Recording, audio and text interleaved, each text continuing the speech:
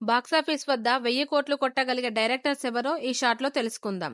5 బడా ఫిలిం ఇండస్ట్రీలో ఉన్న భారత్ కేవలం ఒక ప్రాంతానికి చెందిన మూవీస్ 1000 కోట్లు కలెక్షన్ ని రాబట్టడం కష్టం. అయితే ఇండియన్ ఫిలిం ఇండస్ట్రీలో ఇప్పటి వరకు 1000 కోట్లను ఈ 8 సినిమాలు మాత్రమే సాధించాయి.